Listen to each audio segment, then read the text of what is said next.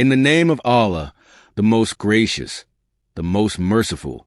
May God's blessings and peace be upon our Prophet Muhammad, peace be upon him. Hazrat Musa, peace be upon him, turned to the Samri after all these matters and said, "O Samri, what is the matter with you? That is, why did you do this?" He replied, "I saw Jibreel, peace be upon him, when he was riding a horse, and I filled a fistful of dirt with his horse's mark.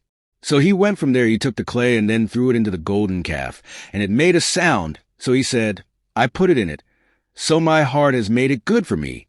Well, your punishment in the life of this world is that you kept saying, 'Don't touch me.' It was cursed that no one should touch him, because he touched something that was not allowed to be touched. That was his punishment in this world and the hereafter. He will also be punished. It is said that there is another promise with you which will never depart from you." And he said, "Now look at this God of yours, to whom you were doing itikaf, that we will burn him and throw him into the river." Musa, peace be upon him, burnt the calf and scattered its ashes in the sea, then ordered the people of Israel to drink the water. When they drank the water, the ashes stuck on their lips. The people of the book have also described it in this way. Some scholars have said that their colors turned yellow. Then Musa, peace be upon him, said to them, "The real thing is that the true deity of all of you is Allah alone. Worship none other than him. It is not worthy to do. Its knowledge dominates all things. Allah Almighty says that those who have worshipped the calf will soon be angered and humiliated by their Lord in this worldly life. The same goes for those who do the same." Some scholars say that the saying of Allah that we punish like this until the day of resurrection is a law for every heretic. He mentioned the great kindness to the creation like this: "Whoever repents, Allah accepts his repentance," as he said, "Lord forgives our sins after this repentance, and the most merciful." But it should be noted that the repentance of those who worship the calf was not accepted until they were put to death. Allah says, when Hazrat Musa, peace be upon him, said to his people, "O my people, you have wronged your souls by making the calf your God. Now turn to your Creator and kill one another, O Allah. In the sight of Allah, your improvement lies in this. He accepted your repentance.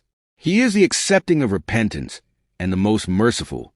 It is narrated that one day when morning came, those who abstained from worshipping the calf had their swords in their hands. Allah Almighty sent a thick fog over them, so that no one could recognize any of their close relatives. Then they killed all the calf priests. It is stated that the number of slain in one morning was 70,000. Then Allah says that when the anger of Musa, peace be upon him, ended, he lifted these boards and in their articles for those who fear their Lord. There was guidance and mercy. 70 scholars of Bani Israel on the mountain. The Almighty said, when Musa, peace be upon him, selected 70 people from among his people for our appointed time, when an earthquake struck them, Musa, peace be upon him, began to supplicate, "O my Lord, if you had approved of this, then before this, he would have killed them and me. Will he kill us all because of the actions of a few fools among us? This incident is only a test from you.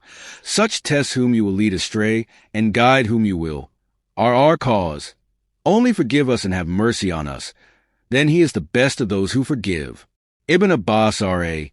mentioned that these 70 people who went with Moses editz were the scholars of Bani Israel. They worshipped the calf of Bani Israel. They went to seek forgiveness from those who did it. They were ordered to pray for forgiveness for the people, fast, purify themselves, and take a bath. Musa, peace be upon him, entered the cloud. When Musa, peace be upon him, used to talk to Allah, the face of him, peace be upon him, would be covered with a light that no human could see. So Allah, peace be upon him, placed a veil between him and other people. He went and asked the others to bring him close to him, and placed a veil between the other people. When they all entered the cloud, they fell down in prostration. At that time, Allah Almighty was speaking to Hazrat Musa, peace be upon him. Allah Almighty was commanding Moses to do some things, and to others were stopping.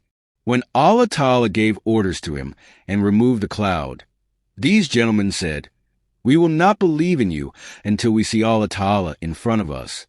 It was said that there was a crack, and they all died.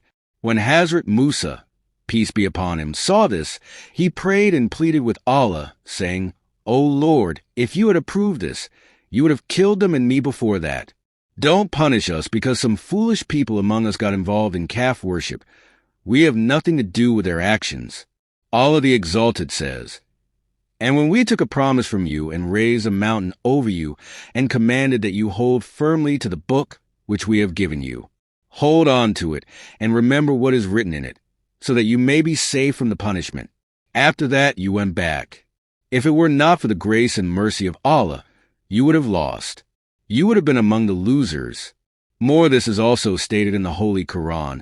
And remember the time when we raised a mountain and hung it over them like a canopy, and they were convinced that this mountain had now fallen on them, and said, Accept the book which we have given you with firmness, and remember the commandments in it.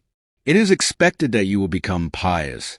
Ibn Abbas and other scholars have stated that when Musa, peace be upon him, brought the Torah in the form of boards to the people of Israel, he asked them to follow it firmly. Said, We will see the plaques, if the commandments in them become easy, then they will accept them. Moses, peace be upon him, said, Accept whatever is in them.